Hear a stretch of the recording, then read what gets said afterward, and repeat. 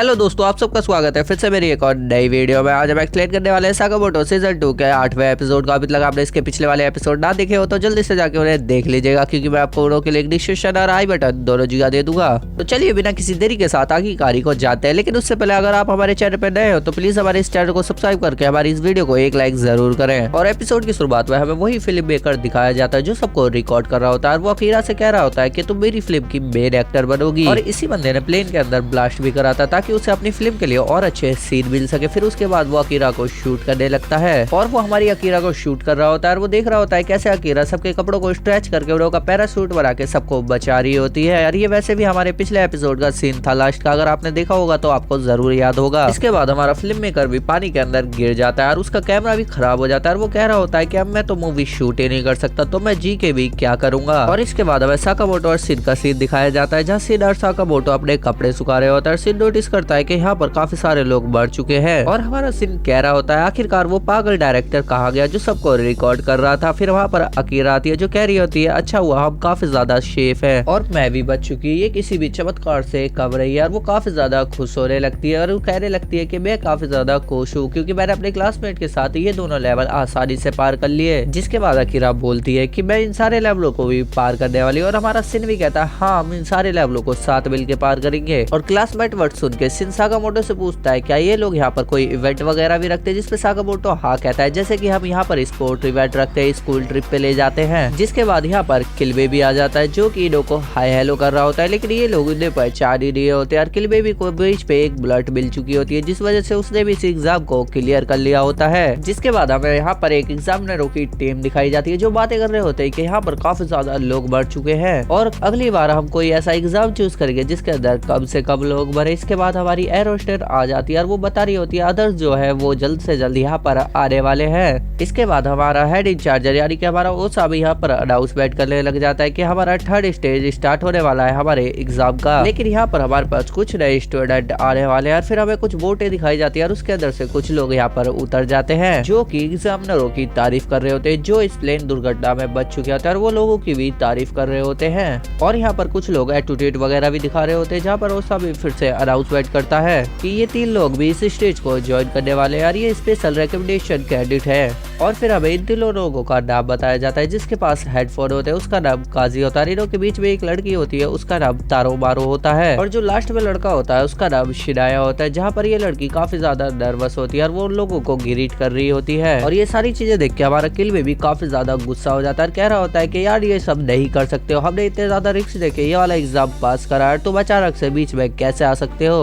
तो वो उसकी गर्दन पे तलवार रखे हुए कहती है कि तुम जैसा बकवास इंसान इतनी सारी चीजें कैसे बोल सकता है। तो वो उसे साथ रहने के लिए कहती है। इसके बाद हमारा ओसामी बताता है मैं तो तुम्हें ये बताना भूल ही गया कि रिकमेंडेशन किसने दिया है। वो रिकमेंडेशन एकदम प्रोफेशनल हिटमैनों ने दिया है और कुछ रिकमेंडेशन हमारी एजेंसी ने भी दिया, इसी वजह से तुम्हें इनों के साथ ये एग्जाम क्लियर करना पड़ेगा। और हमारा ओसामी आगे बताता है और फिर वो तारो मारो को भी समझाने लग जाता है कि तुम्हें भी शांत रहना चाहिए और हम किसी को भी लूज नहीं कर सकते। और वो आगे कहता है कि कोई भी मेरी परमिशन के बिना किसी को भी हर्ट नहीं करेगा। जिसके बाद हमारी तारो मारो बताती है कि किलबेबी ने उसके की चैन का मजाक उड़ाया था, इसी वजह से वो किलबेबी को मारना चाहती थी। हमारे तारो मारो का की चैन और कोई नहीं हमारा साकामोटो होता है। ये चीज देख के तो सिन का मुंह खुला का खुला रह जाता है और जहाँ पर हमारी तारो मारो साकामोटो की काफी ज्यादा तारीफ कर रही होती है। और यहाँ से सीन कट होके हमें एक पब का सीन दिखाया जाता है जिसके अंदर नाकू, स्लर और कासिमो होते हैं। यहाँ पे नाकू कह रहा होता है जरूर वो लोग एग्जाम के बीच में होंगे। स्लर उनको कॉल कर रहा होता है, इसी वजह से वो लोग एग्जाम के बीच में फोन नहीं उठा पाते। जिसके बाद हमारा कासिमो पूछता है कि ये सही चीज है कि हमने किसी यंग लड़के को जिसके पास कोई एक्सपीरियंस ही नहीं है उसे इतनी ज्यादा डेंजर काम दिया है। और ये चीज सुन के हमारा स्लर कहता है कि ये जो यंग पीपल होते हैं इनके पास एक्स्ट्रा पावर होती है ताकि ये किसी भी सोसाइटी को अपने हिसाब से बदल सके। और वो काशिमो को मेंशन करते हुए कहता है कि काशिमो तुम भी तो एक टीनेजर थे जब मैंने तुम्हें अपनी मेंबर बनाया था और नागू भी तो उस टाइम पे यंग था। इसके बाद स्लर कहता है कि मेरे को भरोसा है कि हम इन नए लोगों के ऊपर भरोसा कर सकते हैं और ये लोग बहुत ही जल्दी ग्रो करने वाले। जिसके बाद सीन कट होके फिर से हमें हमें ओसामी को दिखाया जाता है जो कह रहा होता है और वो सभी लोगों को इंस्ट्रक्शन दे रहा होता है कि थर्ड राउंड में सभी लोग टीम से काम करने वाले हैं और उनों के पास जो बुलेट होती है वो उन्हों को ओपन निकलने के लिए कहता है। जैसे सब लोग बुलेट को खोलते तो देखते हैं उसके अंदर अलग अलग कलर के कपड़े होते हैं जिसमें से हर किसी को अलग अलग कलर का कपड़ा मिला होता है। जिसके पास एक कलर के कपड़े हैं वो आपस में टीम अप करेंगे और इस एग्जाम का नाम होता है फॉक्स टेल और इन लोगों को आपस में एक दूसरे को ट्रैक करके इनों की टेल को निकालना होता है, मतलब कि ये जो कपड़ा है उसे निकालना होगा। इस एग्जाम में इनों का मेंटली, फिजिकली, इंटेलिजेंस और टीम वर्क टेस्ट होने वाला है और हमारे सिन और सेबा को ये सारी चीजें एकदम नॉर्मल लग रही होती है। इसके बाद हमारा ओसामी आगे बताता है कि यहाँ पर 7 टाइप की टेल है और तुम्हारे पास 2 दिन है और 10 किलोमीटर का एरिया है जहाँ पर तुम कहीं भी जा सकते हो। अगर तुम्हारी टेल किसी ने निकाल ली तो मतलब तुम्हें डेड कंसीडर किया जाएगा और इन लोगों को ये एग्जाम काफी ज्यादा इजी लग रहा होता है। फिर हमें वही चश्मे वाला बंदा दिखाया जाता है जो हर एग्जाम को अच्छी तरह से एनालाइज कर रहा होता है और वो इस एग्जाम को भी एनालाइज कर रहा होता है और वो भी उससे थोड़ा सा आसान लग रहा होता है और वो कह रहा होता है ये जो एग्जाम है एकदम बच्चों के खेल जैसा लग रहा है। अगर इसे रियल लाइफ में देखा जाए तो इसके अंदर टीम वर्क काफी ज्यादा जरूरी है और यहाँ पर हमें अच्छा खासा टीम वर्क देखने को मिलेगा जहाँ पर वो आगे कहता है कि अगर हमारी वो टेल हमारी कमर पे बंधी रहेगी तो मतलब सबको दिखेगी, यानी कि उनके पास अच्छा खासा चांस होगा कि हमारी वो टेल को निकाल सकें। और ओसामी आगे बताता है अगर सच बताऊं तो तुमने काफी सारे लोगों को पहले ही मार चुके हो जिस वजह से हमारे पास कोई और ऑप्शन नहीं था। अगर हम ऐसा नहीं करते तो तुम और लोगों को मार देते। तो लगता है यही चीज काम करने वाली है। जहाँ पर सिन चिल्ला ही रहा होता है कि तुम कितने ज्यादा लापरवाह हो, जिसपे सेबा कहता है रुको और सिन चिल्लाना बंद कर देता है। सोच रहा होता है कि साकामोटो और वो अलग अलग टीम में, जहाँ पर हमारी रेड टीम में किल बेबी, साकामोटो और अकीरा होती है। इसी तरफ वहीं पर व्हाइट टीम के अंदर हमारा सिन, सेबा और एक और बंदा होता है।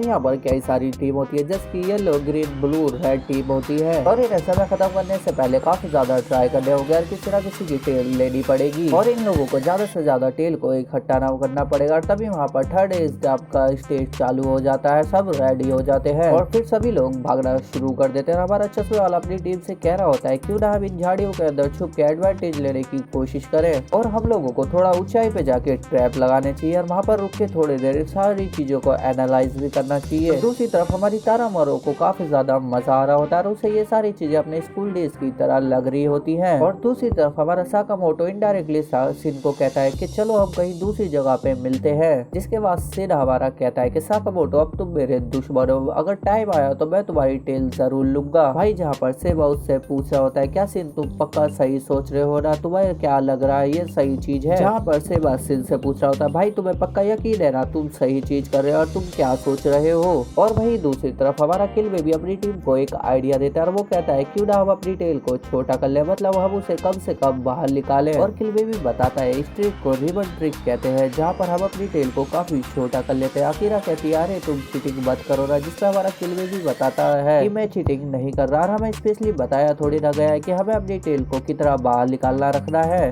जिसके बाद अकीरा साकामोटो से पूछ रही होती है, लेकिन साकामोटो यहाँ पर कुछ अजीब सा ही लग रहा होता है। इसके बाद उसे सिन की याद आने लग जाती है और सिन कह रहा होता है कि मुझे आपकी तरह ही बनना है साकामोटो सर। जिसके बाद हमारी अकीरा कह रही होती है कि साकामोटो साहब आप क्यों रो रहे हो। फिर साकामोटो कहता है कुछ नहीं। फिर इनको एक टीम दिख जाती है थोड़ी टाइम बाद और उसको हमारी तारामारो फॉलो कर रही होती है और अचानक से उनके सामने डेड एंड आ जाता है। फाइनली तारामारो उनके ऊपर आ जाती है और वो कह रही होती है मैं इतनी ज्यादा पागल हुई या फिर इतनी ज्यादा क्रेजी हूँ कलर्स को लेकर और वो सारे कलर्स को कलेक्ट करने वाली है। जिसके बाद वो उन दोनों के ऊपर अटैक कर देती है और वो लड़के भी कह रहे होते हैं हाँ लड़की तू तो काफी ज्यादा क्रेजी है कलर्स को लेकर, तेरे पास ग्रीन टेल ऑलरेडी है तो हमारे पीछे क्यों पड़ी हुई है, जा किसी और का कलर ले ले। जिसके बाद वो कहती है अरे इतना आसान कैसे होने वाला है और उन दोनों के ऊपर अटैक कर देती है और उनके हाथ काट के उनों की टेल भी ले लेती है। जिसके बाद वो कहने लगती है कि वो इन टेल को एक को डिस्प्ले करने के लिए रखेगी, एक को अपने पास छुपा के यानी कि सेफ रहने के लिए करेगी और उसे ये सारे कलर काफी ज्यादा क्यूट लग रहे होते हैं। इसी वजह से वो इन सारे कलरों को कलेक्ट करना चाहती है और तभी वो सिन के ग्रुप को नोटिस करती है। और इसके बाद हमें किल बेबी का सीन दिखाया जाता है जहाँ आराम से बैठ के वो मछली खा रहे होते हैं, लेकिन हमारा किल बेबी परेशान होता है कि हमें लोगों की टेल्स को कलेक्ट करना चाहिए लेकिन हम यहाँ पर आराम क्यों कर रहे हैं, लग रहा है मैं आज पिकनिक पे आया हूँ। और हमारा साकामोटो आराम से खाना खा रहा होता है लेकिन हमारा किल बेबी परेशान हो रहा होता है एग्जाम को लिए। फिर हमारी अकीरा उसे डिश ऑफर करती है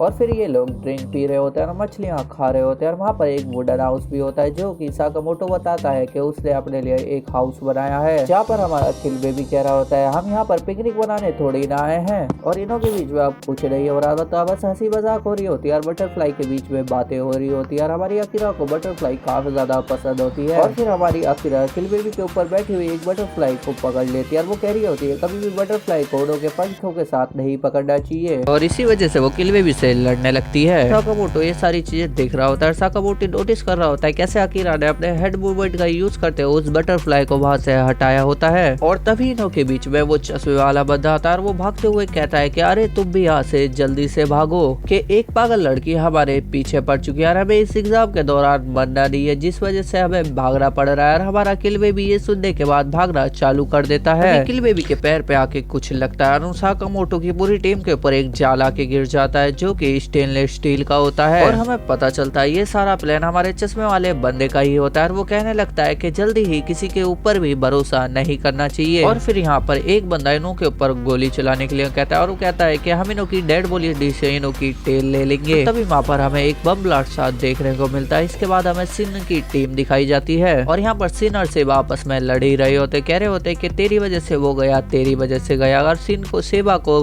रिवर के अंदर भीगना नहीं था, जिस वजह से उन्होंने रिवर भी पार नहीं करी। तभी इनों के ऊपर अचानक से हमला हो जाता है। इनों के ऊपर हमला करने वाली और कोई नहीं, वही पागल लड़की होती है। लेकिन सिन उस हमले को डॉच कर लेता है। तभी वो कह रही होती है कि सिन तुमने मेरे हमले को डॉच कैसे करा, क्या तुम्हारे पास पावर है? और वो कहने लगती है कि तुम कितने ज्यादा लकी हो, तुम व्हाइट टीम के अंदर हो और शायद मेरे को भी व्हाइट टीम के अंदर आना चाहिए था, क्योंकि व्हाइट कलर तो साकामोटो का फेवरेट कलर है और इसी वजह से मेरे को तो ये कलर चाहिए ही चाहिए। इसके बाद हमारा सेबा उसके ऊपर हमला कर देता है और उसकी साकामोटो की कीचेन के ऊपर थोड़ी सी खरोच आ जाती है, जिसको देख के वो लड़की पगलाने लग जाती है। और फिर हमें साकामोटो का सीन दिखाया जाता है, जो बॉम्ब ब्लास्ट के बाद का सीन होता है, जहाँ पर साकामोटो ने बॉम्ब ब्लास्ट को अपने एप्रेन को मदद से रोक लिया होता है। यहाँ पर किलबे भी उससे पूछ रहा होता है कि तुम्हारे पास इतना ड्यूरेबल एप्रेन कहाँ से आ गया। पर हमारे चश्मे वाले बंदे की टीम की सोच रही होती है कि ये लोग इतनी आसानी से हार तो नहीं मानने वाले हैं। और दूसरी तरफ हमारा किलबे भी उन सबसे माफी मांग रहा होता है, पता नहीं किस बात की। दूसरी तरफ हमारी अकीरा अपने छोटेपन का फायदा उठाते हुए उस नेट के एक होल से बाहर आ जाती है, लेकिन उनों के ऊपर फिर भी गोलियां चल रही होती है। हमारा साकामोटो अपने एप्रेन की मदद से उन सारी गोलियों को रोक रहा होता है और वो अकीरा से कह रहा होता है भागने के लिए। दूसरी तरफ चश्मिश वाले बंदे के पास एक बंदा खड़ा होता है, वो कह रहा होता है क्या हम इन्हें मारने वाले हैं, मगर चश्मिश वाला बंदा कहता है हमारी मर्जी, हम जो चाहे इनके साथ कर सकते हैं। और वो आगे कहता है कि मैंने ऐसे हिटमैनों को देखा है जो अपने एनिमीज के ऊपर दया करते हैं और बाद में खुद ही मर जाते हैं, इसीलिए हमें इन्हों को जल्द से जल्द मार के इन्हों की तेल लेनी होगी। और तभी हमारी अकीरा उस नेट को खोलने की कोशिश करने लगती है और साकामोटो कह रहा होता है तुम्हें यहाँ से चले जाना चाहिए, हम जल्दी से जल्द तुम्हारे पास जरूर आ जाएंगे। और तभी वहाँ पर चश्मिश वाले बंदे की टीम आने लग जाती है, जिस वजह से अकीरा कुछ सोचने लगती है और वो सोच रही होती है मेरे को लोगों को हर्ट नहीं कर रहा तो मैं ऐसा क्या कर सकती हूँ। और साकामोटो कहता है कि हमें वो चीज नहीं करनी चाहिए जो हमें पसंद ना हो, तुम यहाँ से चले जाओ, हम तुम्हारे पास जल्द से जल्द आ जाएंगे। और तभी अकीरा को किसी की बात याद आने लग जाती है और वो अपने आप से कहने लगती है अकीरा देखो आज तुम्हारे दोस्त मुसीबत में, अगर तुमने अभी कुछ नहीं करा तो तुम्हारे दोस्त मर जाएंगे। और फिर हमारी अकीरा कुछ अलग ही मोड में आ जाती है और वो एकदम से भाग के जाती है और हमारे चश्मिश वाले बंदे का तो गला ही अलग कर देती है। और अकीरा ने अपने हाथ से ही वो काम कर रहा था, जिसको देख के साकामोटो भी हैरान हो जाते हैं और वो चश्मिश वाले के बंदे भी वहां से भागने लगते हैं और अकीरा उनके पीछे भागने लगती है। और हमारी अकीरा उन दोनों को भी मारने वाली होती है, लेकिन हमारा साकामोटो बीच में आ जाता है और वो अकीरा को शांत कराने लग जाता है। तभी वो हमारे चश्मिश वाले बंदे के पास भी जाता है और वो कहता है कि तुम ज्यादा मत बोलो, तुम्हारी अटैक की वजह से नसें फट चुकी हैं। और साकामोटो उसकी गर्दन पे कपड़ा बांध लगता है ताकि उसकी ब्लीडिंग रुक जाए। और साकामोटो कह रहा होता है अगर इसे जल्द से जल्द ट्रीटमेंट नहीं मिला ये मर जाएगा। और दूसरी तरफ किलबे भी अकीरा से पूछ रहा होता है तुमने ये कैसे कर दिया, और वो काफी ज्यादा शौक लग रहा होता है। अकीरा रोते हुए कहती है मैं तो कुछ नहीं करना चाहती थी, मैं तो सिर्फ तुम दोनों को सेव रखना चाहती थी, इसी वजह से पता नहीं मुझे क्या हो गया था। तभी हमें साकामोटो का एक फ्लैशबैक दिखाया जाता है जहाँ पर नागोमो के साथ एक और बंदा होता है और वो हमारी अकीरा की तरह लग रहा होता है। वो बंदा कह रहा होता है कि अगर तुम अपने दुश्मन को ध्यान से देखो तो तुम उसे आसानी से मारने का तरीका ढूंढ सकते हो और तुम्हें कोई भी वेपन की जरूरत नहीं पड़ेगी। और ये सुन के नागोमो थोड़ा सा शौक होता है और यही चीज साकामोटो को अकीरा के लिए लगती है। फिर वो अकीरा से उसका पूरा नाम पूछता है और वो बताती है मेरा नाम अकीरा अकायो है। फिर हमें साकामोटो का एक और फ्लैशबैक दिखाया जाता है जहाँ पर उसकी टीम होती है और उस टीम के अंदर साकामोटो, नागामो और अकायो होता है। इसी सस्पेंस के साथ हमारा ये वाला एपिसोड खत्म हो जाता है। मैं उम्मीद करता हूँ आपको मेरी एक्सप्लेनेशन अच्छी लगी हो तो हमारी इस वीडियो को एक लाइक करके हमारे चैनल को जरूर सब्सक्राइब करिएगा।